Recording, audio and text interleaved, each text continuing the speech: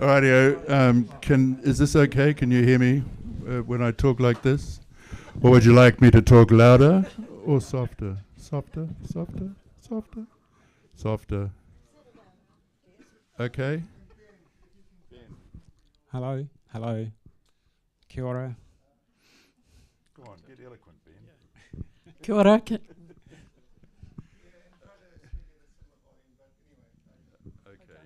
All right. I'll speak more loudly. Yes. It'll be a voice that should reach to the end of the room, and if it doesn't, please let me know.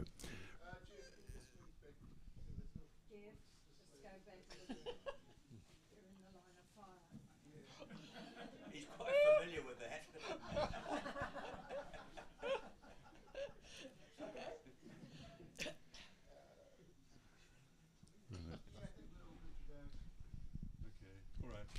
Okay, tēnā koutou katoa. Welcome everybody tonight to this Fabian session on one of the most gnarly policy issues for some extraordinary reason that faces our country, the question of good housing for everybody and what to do about it.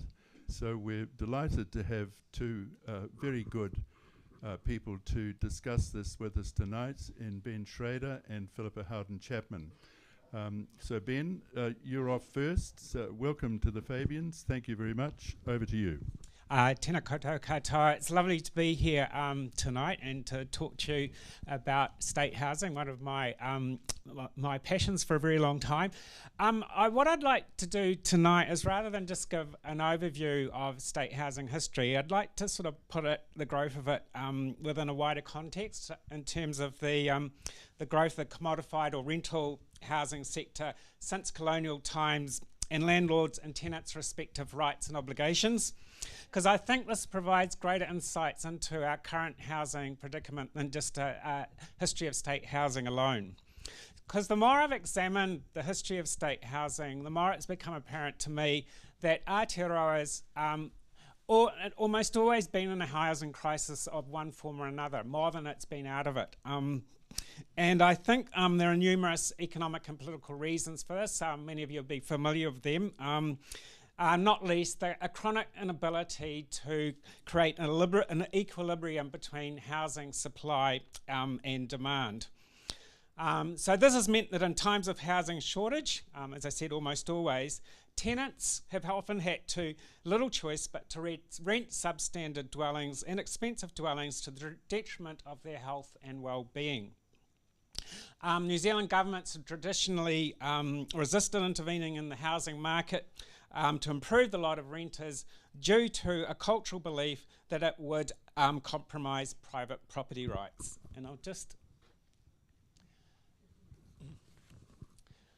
so this is an image from the 1970s, circa 1970, of a housing tenant being evicted from their house with all their possessions outside it.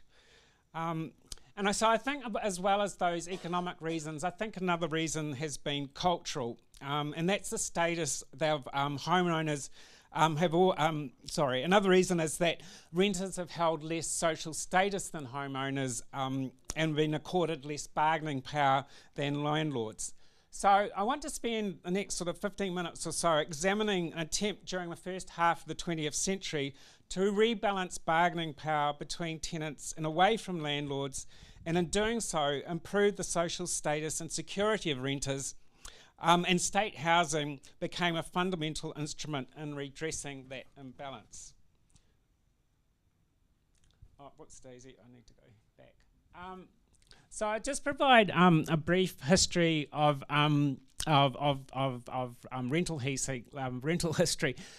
So common law leases, which common law leases go back to feudal arrangements where tenants could lease land for an agreed term from the landlord or the lord, They had few protections. They could be ousted almost at any time until around the 15th century, when the writ of ejection firme came in. And that allowed tenants that had been ousted during the tenure of their term to actually go back and reclaim possession. So that was the first time in terms of European history at least where tenants were accorded some rights.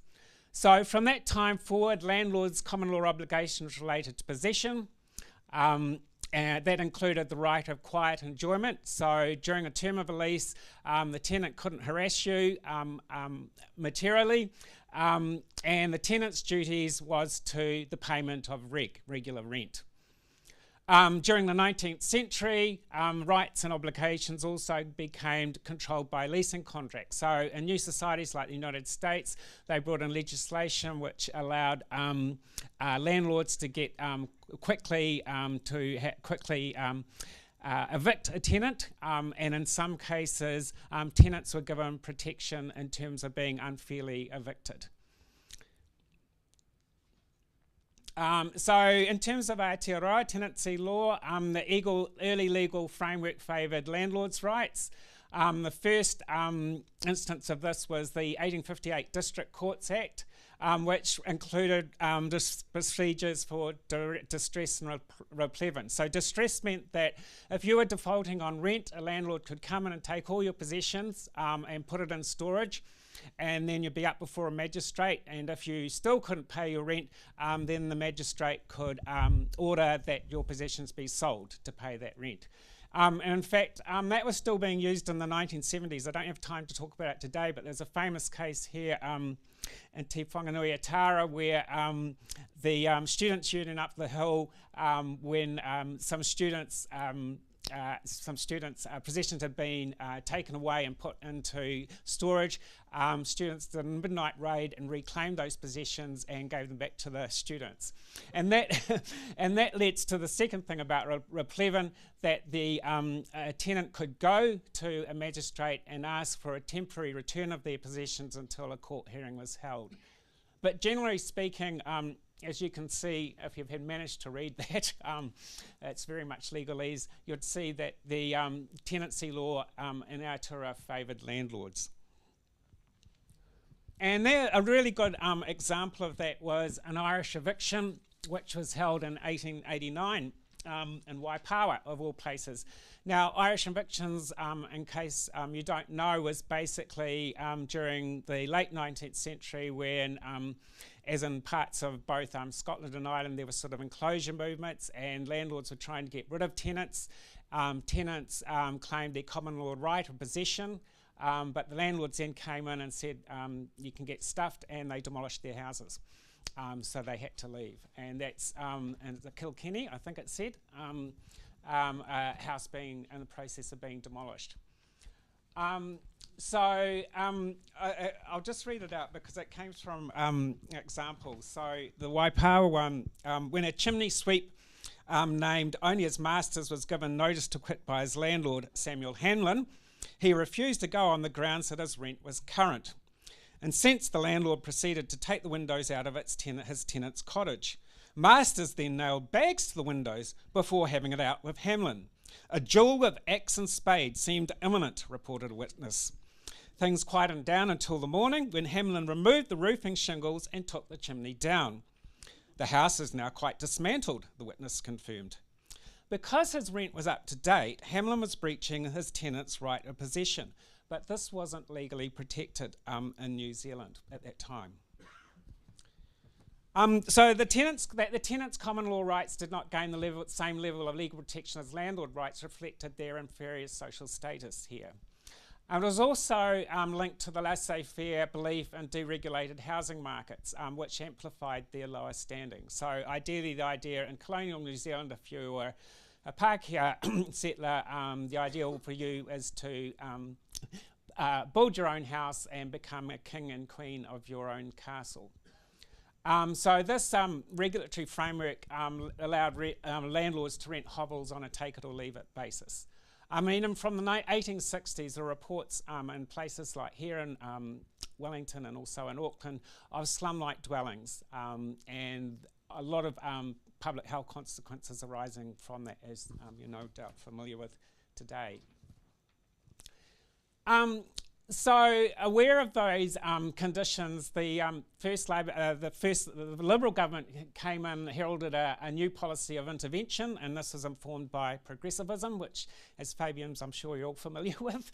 And so, in 1905, the Liberals brought in the Workers' Dwellings Act. So this is the first major intervention in the housing market, and the aim was to provide 5,000 houses to raise the standard of housing and dampen high rents in commodity housing, or the rental housing sector. And so that began the tradition of the state of, which has continued to the present really, and I'm sure Philippa will talk about it, of trying to raise the standard of housing here and make it affordable and also in some ways moderate rents. So these workers' dwellings are built in all the main cities. There's still some of them about. The one you can see up the corner on my right is in Patrick Street in Petone.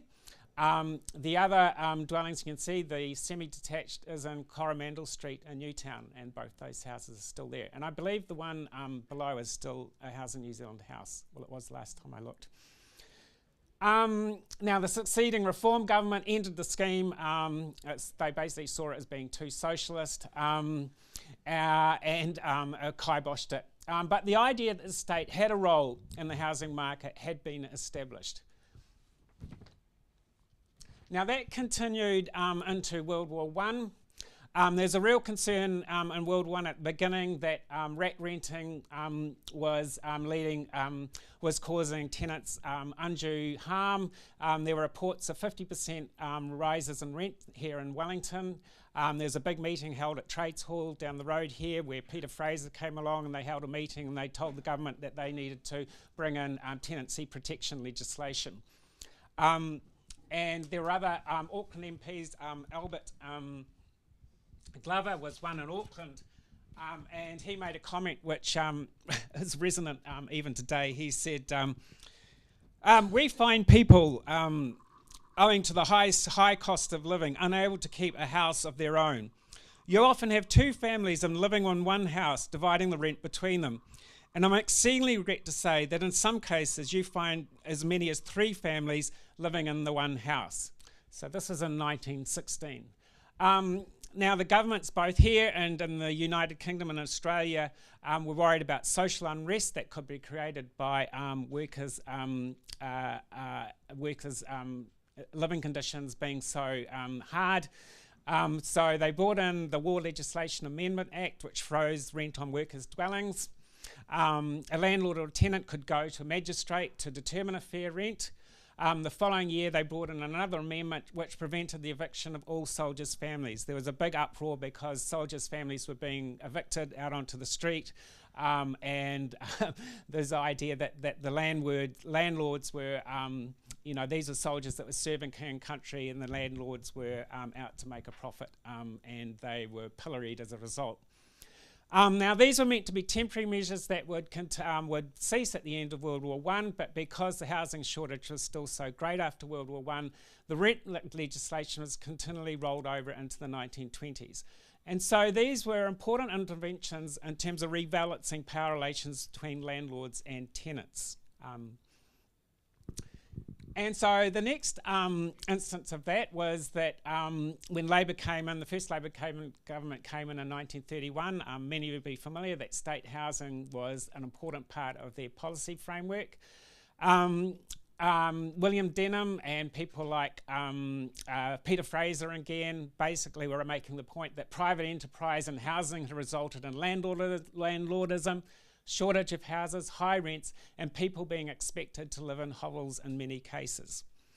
So there was a shortage of housing brought on by the 1930s depression when building work basically stopped, and we had instances of overcrowding again. They said that they were going to build at least 5,000 rental houses at a cost of $3 million, or $400 million today. They saw the right to decent housing as a social right, as a right of citizenship. That if you were a citizen of the country, you had a right to live in a decent and affordable house. State housing, they argued, would increase housing supply and raise the social status of renting through the provision and secure housing. And so they made the provision that if you got into state house, you could have it for your life. They wanted security of tenure equivalent to home ownership, and they wanted, basically to bring the status of renting up to home ownership, and so they made those types of provisions. The other aim was to, as I was saying before, to encourage commodified housing to lift its game to remain competitive. And all through the 1940s, it was a step up the social ladder to get into a state house, if you're lucky to. And so in terms of the quality of the state housing, it was the case in the 1940s that the private sector copied state houses in order to remain competitive. They were seen as the benchmark of housing in New Zealand. And so when a private builder came along and had a client, the client would say, I want a state-like house. Now, there was also further tenancy protection measures required as a temporary fix.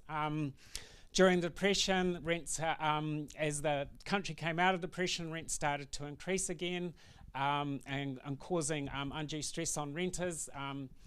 Michael Joseph Savage said that there was a definite movement for increasing rents that must be controlled, he said. There are cases, of course, where landlords have met tenants in a spirit of fairness, but there are other landlords who, in the knowledge that salaries and wages are to be increased, are attempting to swallow up that whole of that increase and even more in higher rents. Those are the men against who will propose to take legislative action. And when I was reading this particular quote, I was reminded of my son a few years ago who was renting here in this city, and with this particular Labor government put up the student allowance up $50, and he came back really pissed because the landlord also put up his rent by $50. So this is not a new problem. Yeah. So they brought in what was called the Fair Rents Act of 1936. There'd been increased evictions during the 1930s depression. This is a famous one, one you'll be familiar with, in Norfolk Street in Ponsonby, where police came in and took out the tenant, and there was a huge fuss, and it ended up with Jim Edwards getting involved in the arrest and so on, and I don't have time to go into it, sorry, but it was probably among the most famous evictions in our history. So the Act's purpose was to stabilise rents and increase the tenure protection for working people. So again, like the rent restriction legislation in World War I, it limited the basic rent to the dwellings of workers' dwellings to that charged on the 1935 election night. But new tenancies were excluded to allow increase in housing supply. It did also introduce things like having to give 2 weeks' notice before you could be evicted. Up to then you could be summarily evicted, as we saw in this eviction, and gave the courts power to suspend eviction if the tenant faced greater hardship than the landlord. And that was quite a radical move. That was an infringement on landlords' common law rights of regaining possession. And it was an attempt to try and give tenants greater rights in terms of their possession.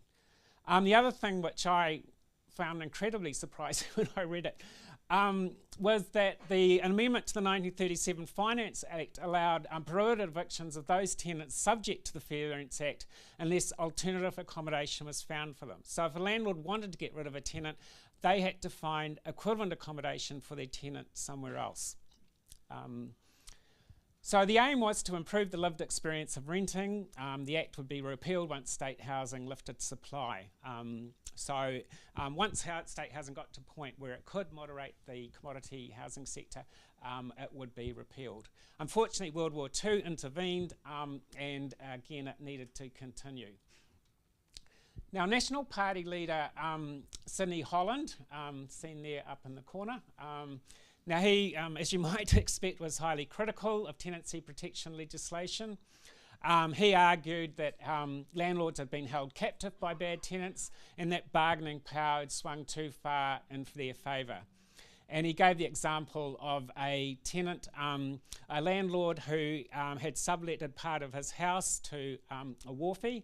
The landlord had a family of 4 and had another baby on the way and really needed the room in the house. The tenant also needed space because there was still the housing shortage.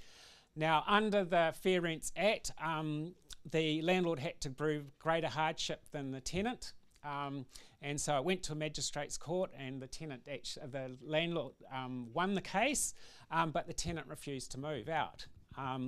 And so he got his union involved, and the union arranged for a new hearing in the Magistrates' Court to rehear it.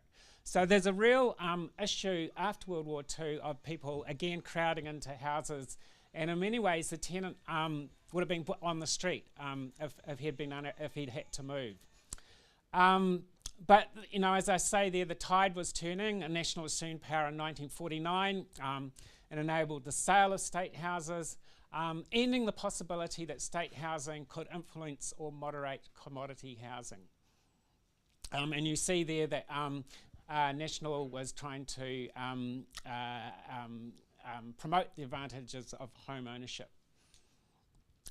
So these two Nats, Bill Sullivan on the left and Tom Shand on the right, some of you may remember.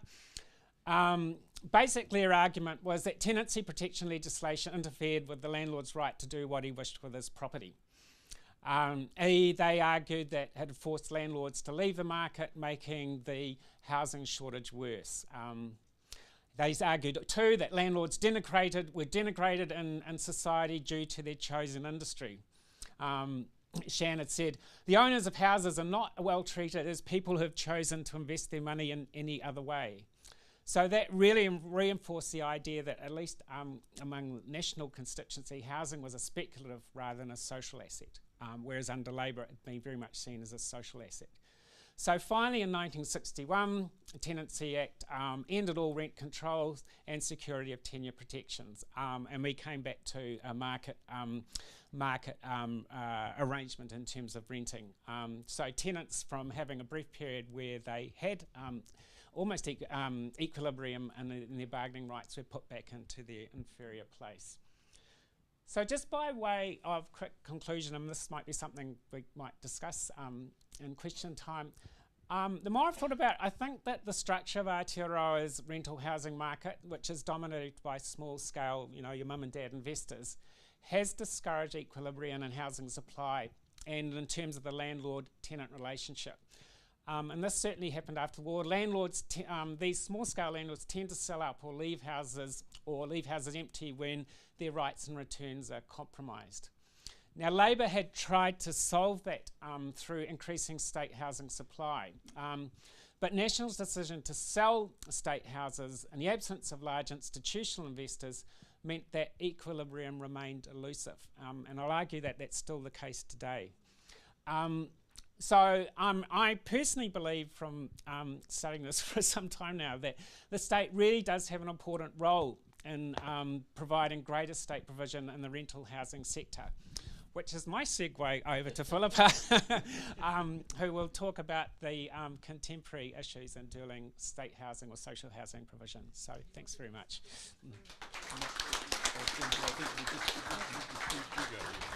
Yeah, thanks very much, Ben. Now, okay. Philippa, over to you. Tēnā koutou katoa, nā mihi ki te kaupapa o tēnā rā, ko Philippa Howden-Chapman aho. And thank you very much for Ben. That definitely is, it's almost the same story 70 years later. So, and we're all waiting to see what's happening next year to make sure it isn't a complete cycle. Ben and I were thinking of a title and we came up, thank you. Can you hear me okay at the back? Yes. We thought of this houses and cities measure twice, cut once, which is actually a haberdashery or a tailor's comment, because I'm interested both in housing, and I work at the University of Otago and I run Kaianga Oranga, the Housing and Health Research Program, and the New Zealand Centre of Sustainable Cities. So I'm interested in both houses and their place in cities. So I'm going to talk very briefly about what's happened in New Zealand is not unique, and there is actually a lot of global frameworks which I'm going to touch on because we tend to ignore those, and I've worked a lot with the WHO, the World Health Organization, and I think we have a lot to learn from other countries. And most particularly because I've often lament that we can't really compare ourselves to other countries, unlike people in the Nordic unit where the Danes can compare themselves to the Swedes, who going very right-wing at the moment, or Finland and so forth, and Netherlands, and where we could compare ourselves to Tasmania, but we sort of never do, and there's not an inclination for Australia to do comparative things. So we tend to kind of make our own way and don't always learn the lessons of those. So I'm going to look very briefly at the Indigenous framework, and what we do have this great richness of Indigenous planning, and Māori have a very interesting history of how to tāne tupu ora, how to create very sustainable settlements. And then I'm going to look at some of our work and how we've actually, as you, the taxpayer, have funded us to do research, which is we try and translate to provide evidence for policy for both governments, some more successfully than others. So sustainable development goals are a very big deal in most countries, but I don't think any, even of our government agencies, have any interest or responsibility, which is a real shame. And it has particularly looks at housing in urban contexts. And Rafe and I, my economist husband and I, have been doing a lot of work on co-benefits, which is like the idea of the well-being budget. If you think about housing, there's a right to housing, and it's a really important part of generating trust and in institutions and feeling part of society. But children who are in stable housing are more likely to go to school and have continuity in schooling and social and behavioural things, more likely to be able to get, parents more likely to get to jobs and be able to get back in time for the children if they're stable.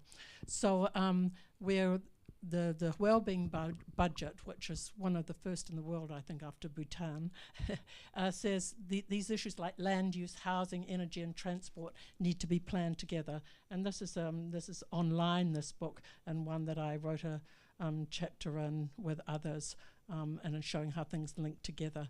And so we are very much thinking about housing, not just as a material item separate from everything else, but as a way of encouraging and increasing health and well-being. And we felt it really important to evaluate policy experiments, and we've been very lucky to get research money, and we're just at the moment doing one we've embarking on, which is comparing 7 different ways of providing public housing. Kāinga Ora, Tamaki Regeneration, Ngāti Toa in East Porirua, Wainuiomata, where there's Papa Kāinga houses, Salvation Army, and Dwell. And we're looking at how these people finance their housing developments, what are the outcomes for tenants and what are the outcomes for the community. And so we're evaluating that, and that's the first time I think it's been done, right through from governance, financing, and outcomes, as I say.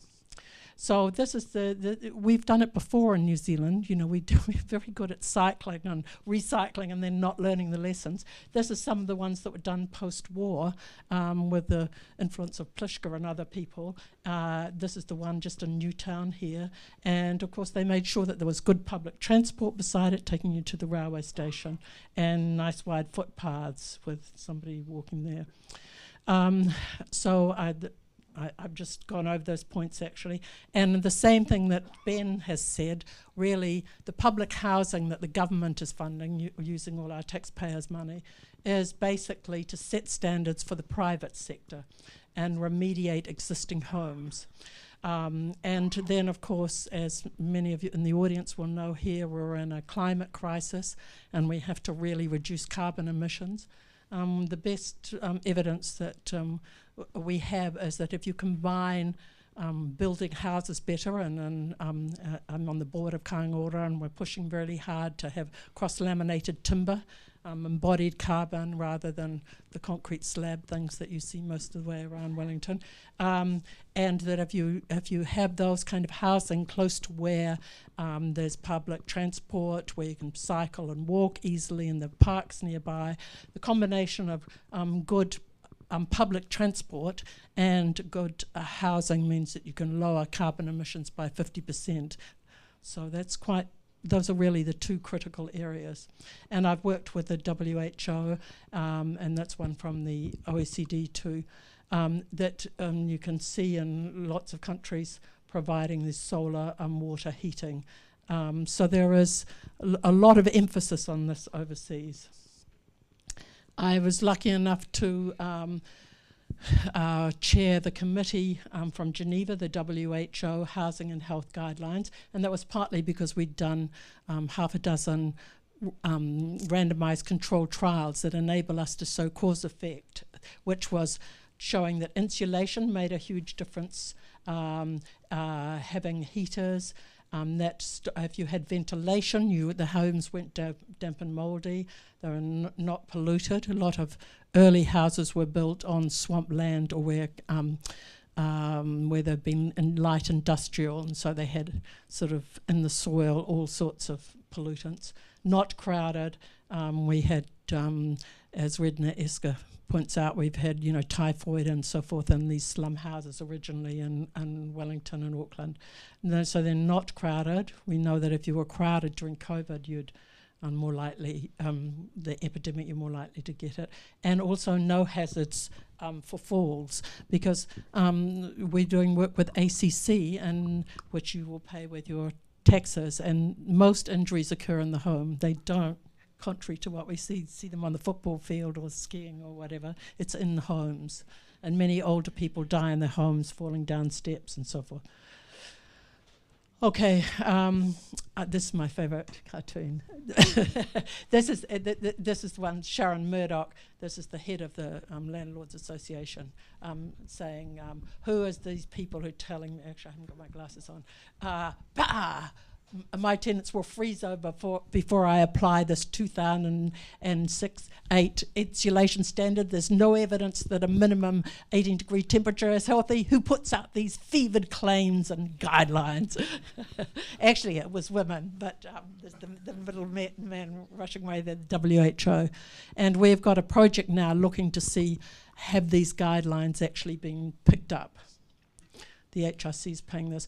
We've done quite a lot of work on building standards. Some of you will recognise one of the many houses in Oriental Bay that's been covered in plastic about 3 times because our building standards are some of the lowest in the OECD. The problem with having damp and mouldy houses is very problematic, and we're doing work on it at the moment. So there's mould, and this is slightly old graph, but there's a mould in about a third of homes, and if you're a rental home, it's likely to be double. And that's because basically until recently, until we got the healthy home standards introduced with evidence from brands too, that many houses didn't have insulation. You still don't have to have it in your walls, and most people with old houses don't have it in the walls, but you need it in the roof because, just like you need a hat if it's really cold when you're going out, and you need sort of shoes of the house, you need it underneath the house, and you need heating. Unless you're building to a very expensive passive housing rate, you have to have heating in the house to get it up to about 18 degrees. I imagine it's about, 19, 20 in here, and most people haven't got their jackets on. But if you're sitting in a house that's under 18, it's cold, and if it gets down to about 12, which many of our bedrooms do, you make the risk for heart, and especially people with atrial fibrillation and any compromised heart. So it's very solid, what they call hard evidence, yeah. So, okay, let's get on to New Zealand. How long have I? Another 5 minutes. What time did I start? Yeah. Okay, so this, I wanted to make the point, when the Labour government got in, they asked, Phil Twyford asked me and Alan Johnson, Sharma Bill, to do a stock take of New Zealand housing, because nobody actually knew what was going on there, and he opened up the public sector to us, mostly who hadn't kept any records on it, so it's pretty, except for stats. So in the beginning of the 19th century, Maori home ownership was much higher than Pākehā home ownership. But by the time, since 1991, this is the figures from the latest census. There's been a rapid decline in home ownership to about 65%. So a third of people are in rental housing. A third of the households are rental. Actually, a greater number, about half the population, is in rental housing because those households tend to be larger. Pākehā, because you get money from your parents, and if your parents and grandparents haven't owned a house, it's harder to do it. Pākehā are about 70% home ownership. Māori are 49, and I think Pacifica are about 32. So this is, when we talk about inequalities in New Zealand, this is the major form of inequalities, because as you're going down here, you know that Māori and Pacifica are in poorer quality houses, and they don't have any, it gives, if you own a house and you fall on hard times or bad luck, of course you can raise money on your house by raising the mortgage. Okay, this is just near Arlington, the new place, and I like this because it's the the Kia kaha figure at the bottom. And of course this was where there was the pā. There's now, Arlington's been built on the site of the gardens, just off Hopper Street, and in Rolleston was where the gardens were. So and those are all being marked in terms of marker. And this, I mentioned before, this is one of the books we published, Tāne Tupa Ora, The Appropriateness of Pā Sites. This is actually looking on Monga, what's the name, Tijan? Monga Kihi, thank you. Yeah, this is looking down on Monga Kihi, and so the people would retreat to the pā if there was marauding tribes, as a lot of were, and Tamaki Makaurau, but the gardens were all around the edge here, and very sort of sophisticated gardening. And so we did that with looking at, with John Gray, plans for intensified suburbs with food production. Okay, so cultural well-being is now an important part of well-being. What suits most of us here, with maybe small families or maybe children coming and going and so forth, it doesn't necessarily suit someone who's having a 3-generational family. So it's really important, and other Crown entities, that kāinga ora is required under that legislation by both the Minister of Housing and the Minister of Finance to have active partnerships with Māori and iwi tribes and or Māori urban authorities. And so most people do still prefer standalone housing, but that's changing very dramatically, and most of our houses that are being built now are apartments. So in fact the legislation about densifying cities or making them more compact is actually following in many ways what is already happening. Most people who are older prefer to be in the city where they can go to amenities rather than spending their time cutting hedges and mowing lawns. But everybody wants green, either green or blue space. And we did a lot of surveying of people, and many people believe local governments rather than market forces should shape our cities. And there is, of course, some discussion about this in the council elections, but not as much as I would like. This point I've really made, that it's not just transport, but trying to keep urban form not too compact. We don't want houses covering all the land between here and Otaki, and huge traffic jams coming in. It's just, and we don't want to cover, as in Auckland, where a lot of the most fertile land has been covered with housing. Now, just to finish echoing back with Ben's, there's, as I said, a rise in now 30% of households, but half the people in New Zealand. Oh, I was going to give you a question. No, I've given the answer first. Okay, don't look at that. Well, you can look at that now. I asked this the other day when I was giving a talk, and I said, this was a group, very knowledgeable people. I said, what proportion of the housing in New Zealand is public or community housing? What would you have said before you saw that? 20, and that's what actually the historians down in Otago said, 20, 15, but actually it's 4%. So, I mean, all this grumbling about, I've got a neighbour next door to me in his public housing and he's making my life miserable. You'd think that the whole, it's very similar to the kind of very, very conservative almost like a plague spreading out there, which is totally fallacious in my view, but of course I'm biased. So there's limited regulation on private rentals, and we helped to trial the rental warrant of fitness. This I was involved in. I'm writing the Spotlight on Housing from in the Royal Society, and this is online if you're interested in it. It's got lots of interesting figures. Te Tapeke, the Spotlight on Housing, and it follows the right to housing idea and what that would mean in New Zealand. You might have noticed around towns there's a very active Renters United group, and this also links back to what happened post-war, because and pre-war, when there was one of the biggest demonstrations there's ever been was after the First World War, when people came back from the war and some of their families had been evicted.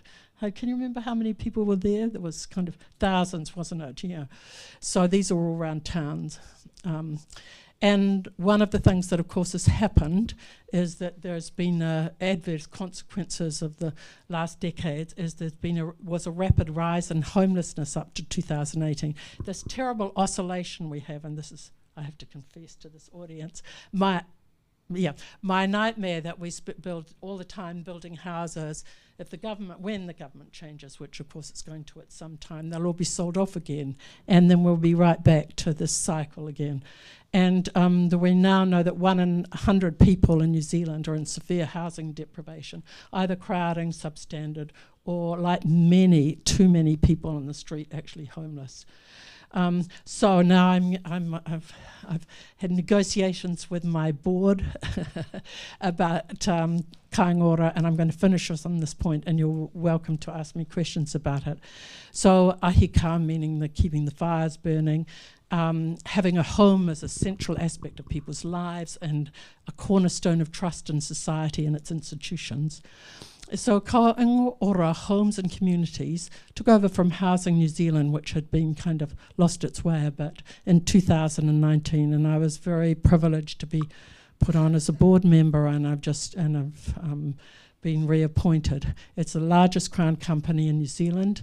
It's charged with increasing the number of public and affordable houses and increasing Māori and Pacifica home ownership. And I can't think of a more important policy area, which is why it's become such a touchstone here, and why I think my aim for this project, where we're comparing 7 different kinds of housing, is to see what actually works and what doesn't work. So we say, okay, that hasn't really worked, we're going to have to change our strategy. But we don't just say, oh, you know, they're all terrible and we're going to sell them all off, and people want to own their own house. People want to be in stable, warm, dry housing, and it's the stability that actually is, I think, more important than the ownership.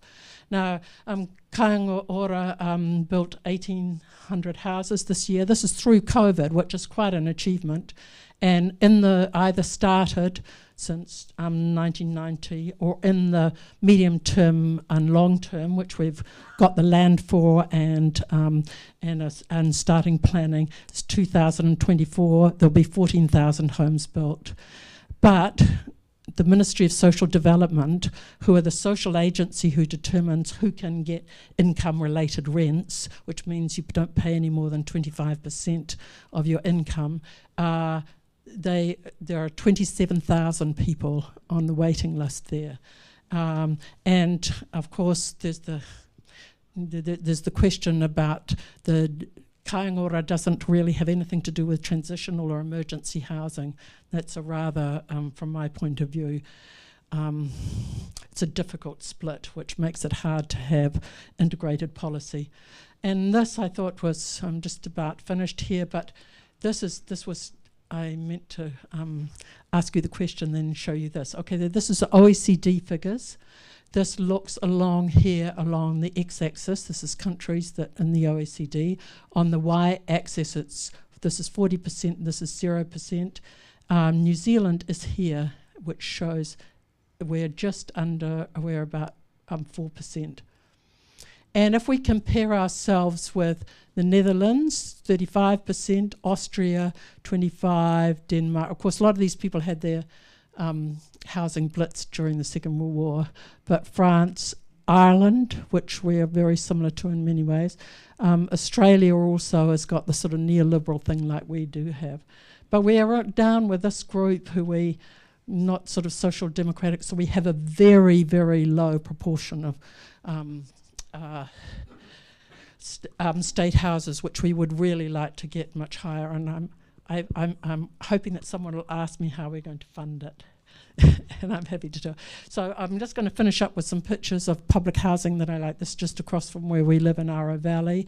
This is the housing that was built in the 50s. It was redesigned with quality community housing by Simon Novitz, and won a lot of architectural awards. This is one we built with Housing New Zealand in joint planning with the Tokelau community, with 11 bedrooms in it, and this in Porirua. This is Wellington City Housing, and this is to make the point that the social housing is of a very good quality. This has got many disabled units in it, and a community room and so forth. Pole making. This is a history which you can ask me about. Some of you will know the Taranaki tribes who were taken down the road here, pelted with fruit, put on hulks in the harbour, and then taken down to Dunedin, where many of them died of tuberculosis. So that's why it's called Taranaki, the Ho movement. And this is the Komatoa Blessing in Berempore, and you can see they're all made at a higher level above code. And then this is my beloved development. This is He Tupu Manahau.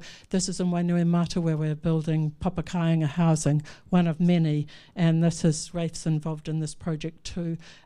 So here is the marae here. We're building housing around here. So here's the marae here. This is down here, and we're putting solar panels on the roof.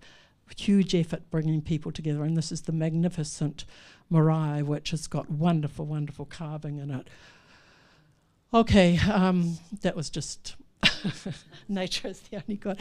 This is the one of the apartment buildings on the corner of Willa Street and Abel Smith Street, and environment. And this is my little cynical thing.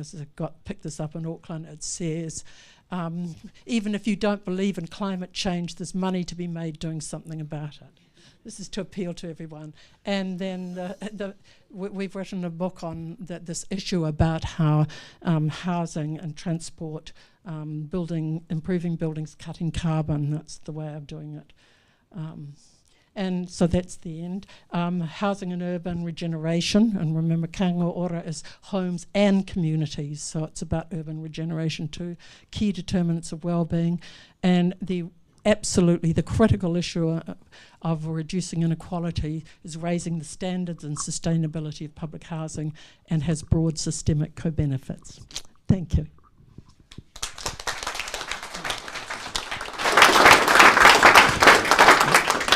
Oh, thank you very much, Ben and Philippa. So I'm sure now there are some questions. I'll bring the mic around, I think.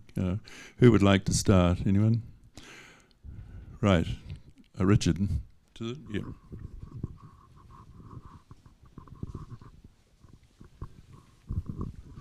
In the last week or so, there's been the announcements of new Kāinga Ora housing in Wairarapa and Tararua. And I remember that sale process. It was Wyatt Creech drove in the last days of the national government in just before 2000. And the idea there was that Trust House, as a local trust, could manage houses better than the state. It's 550 houses or thereabouts. I'm interested if either of you have got some comparisons of what has happened over that period, and are there some lessons which could be fed back to those type of policy makers? Sorry there's another mic now. Yes, I was interested in that too, and similar things happened with the housing in Tauranga, the housing in Porirua, housing in the Hutt Valley. They were all sold to either private landlords or trusts. The problem that they've all run into is that they were old homes originally, and they don't have the capital to actually maintain them. And when now that there's set standards in the Healthy Homes Guarantee, it's a very expensive business actually doing up homes, and so they're coming begging to say, can you take us back again? Or that's not quite right. that's exaggeration. There has been some overtures saying, cut out the rhetoric. Yes, so it's a very expensive building, maintaining especially wooden houses into a way that they're warm and dry and safe. And Kāinga works in partnership with a lot of these agencies. We provide supportive tenancies for people who are in for a whole lot of circumstances where they need extra care. And so the fact that the minister was going out and talking with these groups, there's a much more partnership, and I'm hoping we're shifting to saying that there are advantages in local trusts who know their people very well, but that there's capital is needed, particularly for the civil engineering and things. As one of the engineers told me in East Porirua, because the pipes were all broken, 78 million litres of raw sewage go into the Porirua harbour every year. Now, no private outfit in East Porirua is going to be able to do that. It needs a huge amount of money. That Tamara places were built on an old industrial site. There turned out to be a river underneath it. There turns out to be lead, asbestos. If you're going to do it properly, so it will last another 70 or 80 years, you're going to need the money in the state behind that to do that. But it's not an either or, I think, it's partnership. Yeah. There's one down the back, then I'll come to you.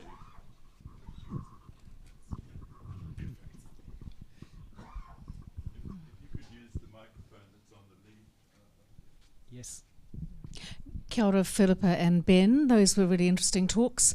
Philippa, you talked about the policy pendulum swinging. We've seen this not just in New Zealand, but we've certainly seen it laid out very clearly for us tonight. The Opportunities Party has as its flagship policy a land value tax, and it's our view that a land value tax would actually encourage it would discourage land banking, and it would discourage housing speculation as an investment class. So that's what we think. But what do you think? Well, I do have an idea about it, but it's not particularly informed. I asked my husband. Rafe, what do you think? I mean, there is some land banking can really distort the boundaries of cities. On the other hand, a state organisation, when there's, say, major railways built or underground railways or stuff, can do, as they've done in Perth, do a value capture, because you can then build medium density housing around that. So I think there's a time for thinking ahead of buying land rather than just, as you see signs around Auckland when I go, ideal property for land banking. And you can, if you pretend to farm it for a while, you don't even have to pay any tax on it. So I do agree. I mean, I know there's places like Tasman which have land taxes. And Arthur Grimes who I also take some advice from occasionally, he has very sort of views that, I think it was the economist George back in the way who thought it was a good idea. But I don't think there's a single answer to it. So you'll know more about it than I will.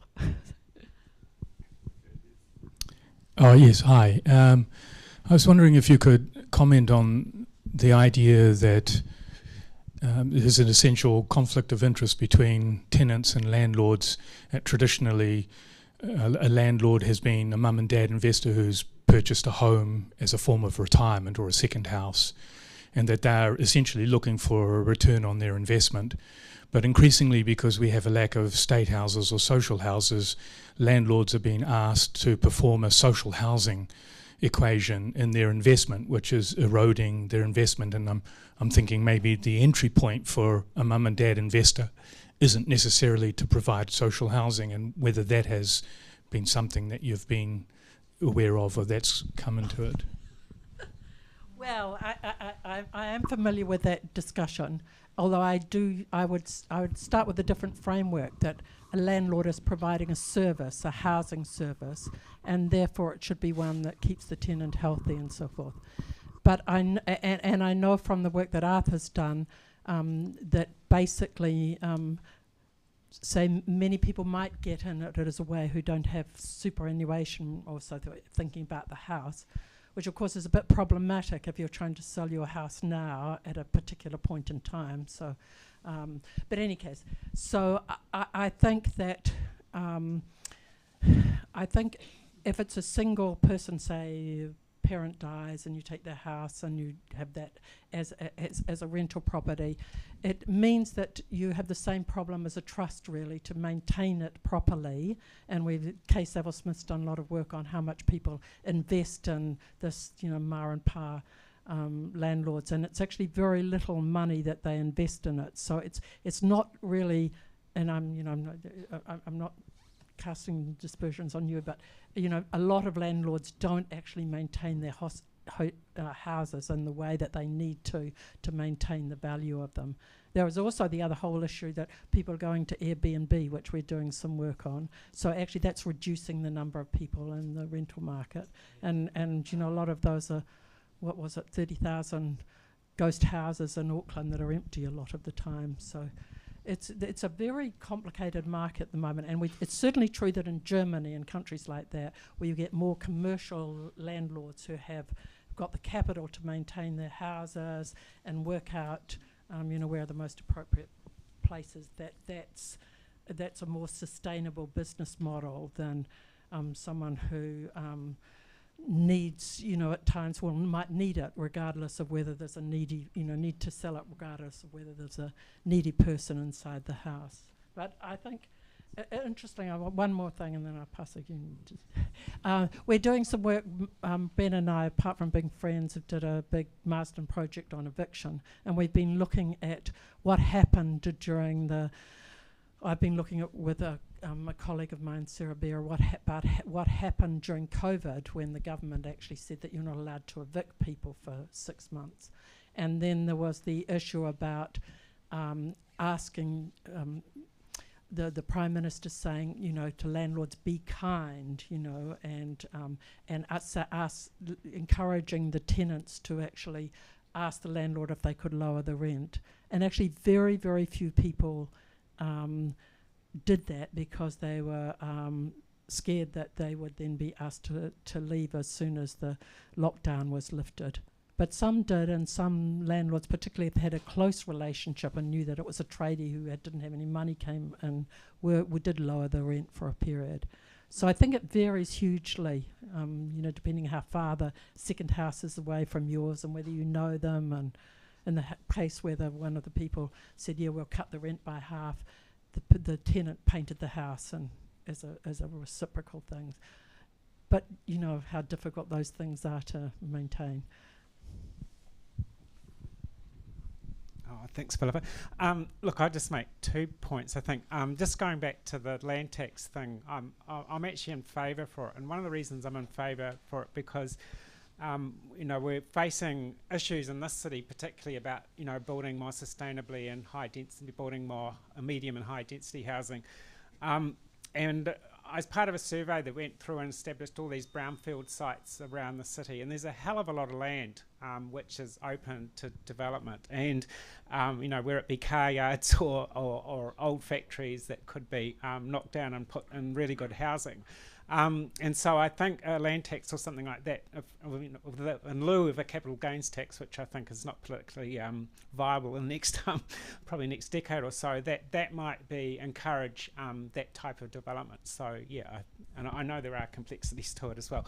And in terms of that second question, I mean, one of the things that's really struck me, the mum and dad investor has been the mainstay of the commodity housing sector, rental housing sector in Aotearoa since colonial times, really, and for all the reasons which have been discussed. And the disadvantage which which I've been alluding to is that in times when their returns, because it's an investment, isn't returning, they'll sell up. Or they won't even let their house. And as Philippa was saying, in terms of ghost houses, it's actually better for them not to let their house, just let in terms of the capital gains increase. But the other thing that's been happening, and I've been arguing in terms of longer term investors, and one of the things I've noticed around the city is that there's an increasing number of developers moving into not for home ownership, but for rental. There's one on Tasman Seat. I just noticed the other day. I cycled up Gusney Street, and there's a new high medium-rise density building that's just for rent, just where we live in our suburb of Northland. There've been a whole row of townhouses that are being built, and they're only for rent. So if that's a sign of longer term investment, I think that's a really good development, because that will provide the type of security of tenure which tenants are often crying out for. And I just think one of the reasons we've got into that situation is historical, because in colonial times, particularly people living in cities, the periodic tenancy was the main tenancy that people followed. There's different types of tenancies which I won't elaborate on at the moment, but the periodic tenancy was important because it meant that at a time when workers had day labour, where they worked from day to day, they often had to have the flexibility to move on from where they lived to follow work around it. So in terms of periodic tenancy, it could be terminated within a day or so. And even when you got unionism coming through in the 20th century and the nature of work changed to being more stable, the periodic tenancy it's maintained today. And so, there's a role for that, but there's also a role for those longer term tenancies, which hopefully these new providers are more able to provide than your mum and dad investors. Kia ora korua. Thank you very much for the presentation so far. My question follows on perhaps what we've talked in parts about already, but I guess we've focused quite a bit on some of the problems and the history, which has been awesome to understand. But keen to understand if there were one or two key interventions that we could make, what would you advocate for most strongly? Yeah. Well, maybe I can answer that, because I was talking to Jeff before. One of the reasons I said that Kāinga has sort of land planning in areas that aren't going to be swamped by the sea or aren't in swamps, or they have money that they've planned to buy ahead, and they have a very skilled set of architects and urban planners and so forth. And the reason we can do this is what we've got, as when it was set up, we were enabled to buy international bonds in the bond market on wellbeing bonds, of which we have a ceiling of 8 billion. So the value of our Kāinga, 69,000 houses, is about 38 billion, but we can borrow against those, upgrading all our stock all the time, seeing where there is a real need for housing. And I think that medium and long-term funding is absolutely critical. And it's very, very carefully worked out as to making sure that we don't overstretch that money. And we've got the two ministers, Megan Woods and Grant Robertson. So that's one of the main things. I think it needs serious money in it, and that means we have alliances that we've heard Andre talk about with builders and civil engineers and Three Waters working with transport. So I think that is critical. We've been very bad at planning over the long period, and now we're planning out for the next 10, 20 years. That's my answer to your question. You're going to ask me. Someone else. Philippa, if you look at a couple of little demographic facts, one is, we're still producing the same number of babies we did 60 years ago, like about 60,000 a year. Yet as the population grows, it's overwhelmingly growing in the 65 plus population. And as a consequence, our economic capacity in terms of the dependent earth earning capacity of our economy is actually on the decline. Secondly, we've also known that home ownership's been dropping since about 86 at age-specific rates. So we're now going to have a whole lot of 40 to 60-year-olds now who are really going to spend have more need for public housing than my generation. The third thing is that around the country we're seeing huge differences, the work of Natalie Jackson, and actually how different parts of the country have quite different age structures, and they're going to benefit from what population growth we have. To what extent do you see that means that we're actually going to have really different solutions in different parts of the country? And are there some parts of the country where the amount of change that's needed is so great that it will give us a chance to almost have a clean slate for when we actually do something? Are there some opportunities in those big areas of growth? Well, I definitely think there are, and we're working very closely with demographers and councils around the place. See, for many years it was thought that Gisborne had a totally declining population. It has no public housing, community housing there at all. And now lots of people have left Auckland, Tauranga, and gone down there, and there's huge housing shortage there. Likewise, people are moving from Wellington across to the Wairarapa. So there is an opportunity for that, working out where there's some state houses in very small areas that are declining. But so there is a really need in the north, Auckland, Taranaki, Maranui, all those, and then around Hastings, Napier, which I visited the other day, and on next Friday we're going up to Rotorua, which is a disaster of emergency and transitional housing, and but actually some very exciting things going on there with iwi and tribes building on Māori land. But the Turu Whenua Act is quite complicated, and so I think that's slowing up many of the things that are possible. So I'm very, I've seen the very close documentation, and it's very carefully done, and I think it's the best, it's closer to the Planning Council, in terms of where we need to invest, and certainly your point about people who haven't managed to buy the house by the time they retire, or there's been a divorce or something and they are left without a house.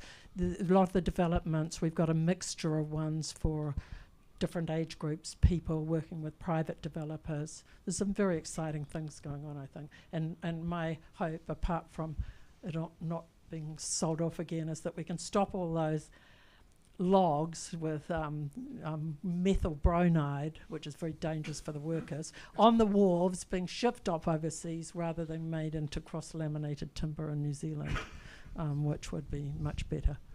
So I am optimistic by nature, and also because I'm in a position of seeing that good evidence can change policy, and there's people with huge amount of energy working night and day on all this stuff.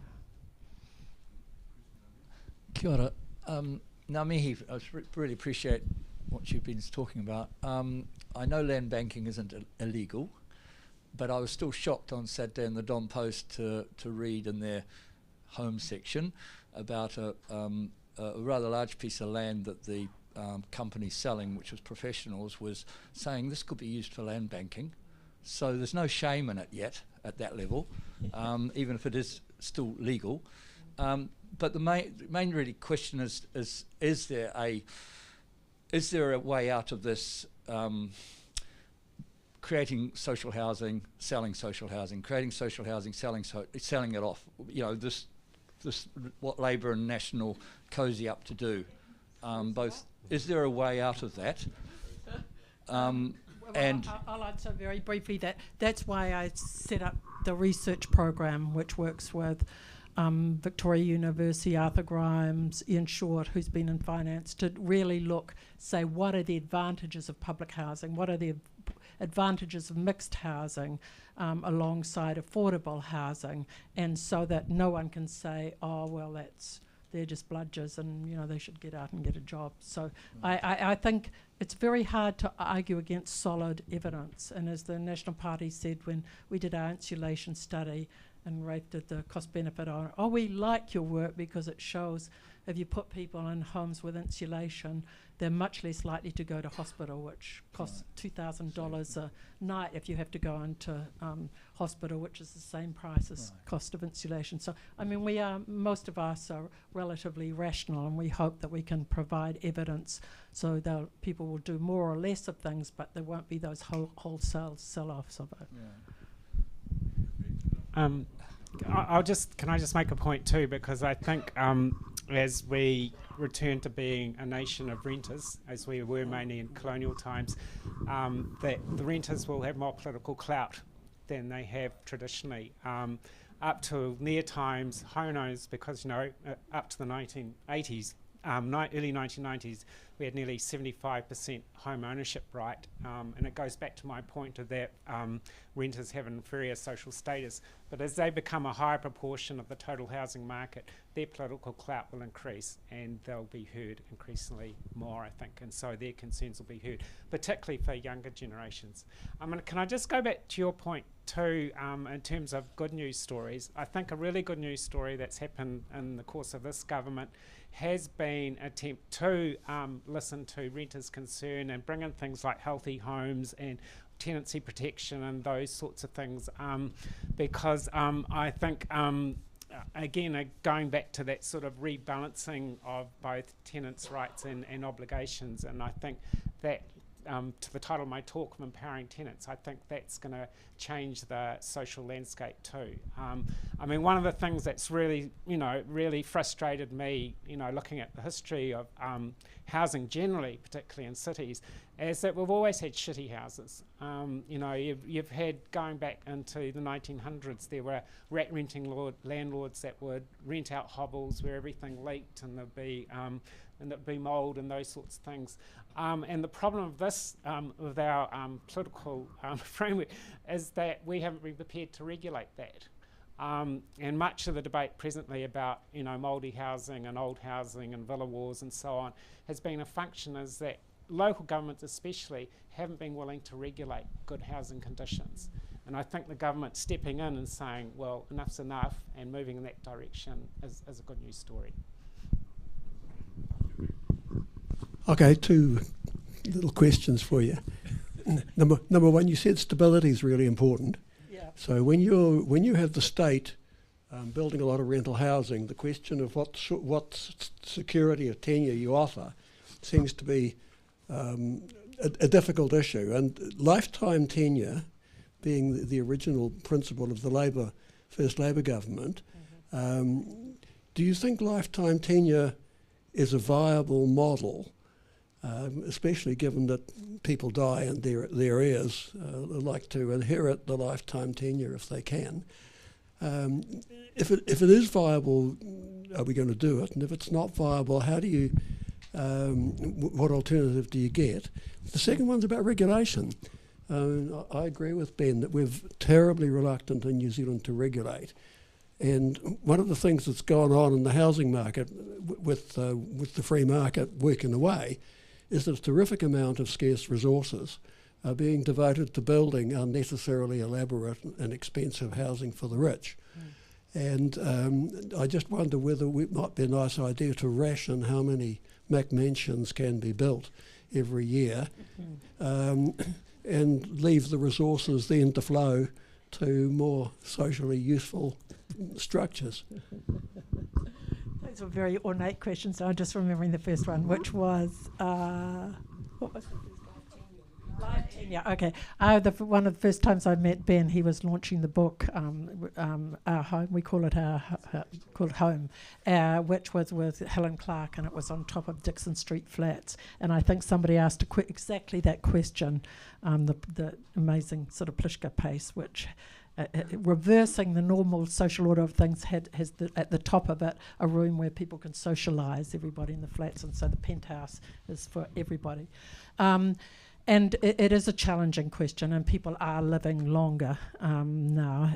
But the Kāinga has a policy, as does the Ministry of Housing and Urban Development, of sustaining tenancies, which is to say they haven't really dealt with the demographic question that you're dealing with. And so we want people to be secure and happy in their houses, and when people fell behind, as they did in rents during COVID, there are lots of budget management to get put in to make sure that they keep up with their rents, because in general stability is a really good idea, and we haven't yet. We're moving closer to equilibrium, but we're not there yet. So I don't think shifting people on with all the discombobulation that causes is necessarily sort of a good idea. So, and sustaining tenancies is a very important issue, and as you can imagine, with 69,000 households, there's a lot of work there. But most people are very decent and good tenants, and it's a very small ones that get into really discombobulated area. And your second question? was.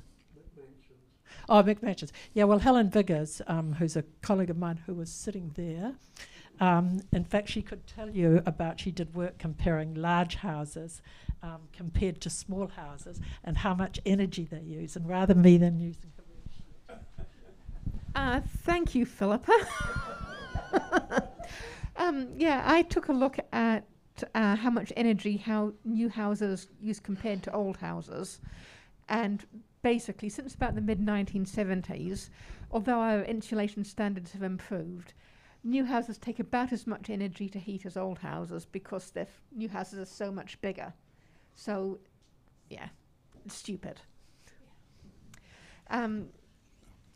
Yes, McMansions are a bad idea, and when you look at the plans of them, there's huge amounts of wasted space inside of them, where it looks like the floor area is being built because people want to say they have a large house, rather than because it's going to do anything useful. Yeah. Okay, I'd like to ask a question, if I may. I noticed you mentioned 5,000 houses in the days of the first Labour government as a sort of a significant project, and Kāinga Ora is aiming for 14,000 in 2 years' time. I remember in the must have been 2012 Labour Party conference, David Shearer announcing a Labour policy to build 100,000 new houses, which I was very excited by at the time, I have to say. And I wonder, the thing that I think, in my opinion, happened was that not a great deal of thought was put into how that might actually be achieved. And I know, for example, there were manufacturers ready to go with using the technology you've talked about, Philippa, of laminated timber, which again seems to me to be a very useful way to use the trees that we're busily growing and which the Chinese aren't going to want in about 4 or 5 years' time. So that why don't we think along that scale? And if we did think along that scale, what might we need to be asking for, if you like, demanding that things might change? Well, I mean, there are 100,000 houses, 400,000. The people have been very ambitious without actually the question. I mean, we work quite a lot with people who do off-site manufacturing and so forth, but it's not as easy as it sounds. And if you're building above code, so the house is warm and dry, and you have to make sure, first of all, that the pipes and electricity and stuff, and that's terrible in New Zealand.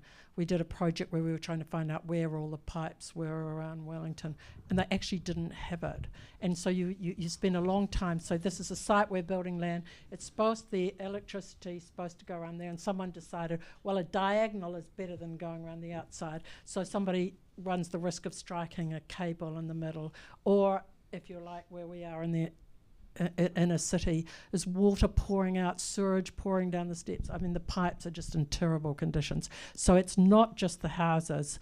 If you're going to have them built around green areas with community gardens and so forth, that takes planning. And actually building sort of 1,400 houses this last year, given that was in COVID and lockdown in part, is a lot of houses.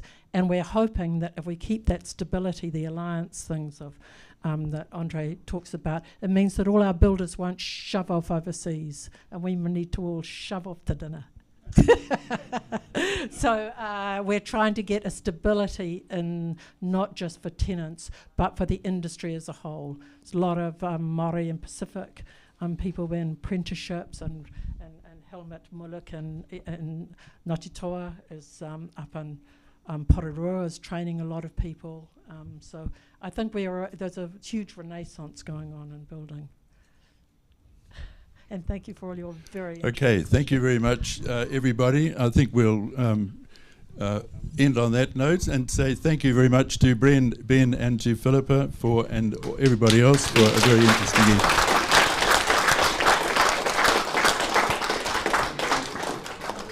Kia ora.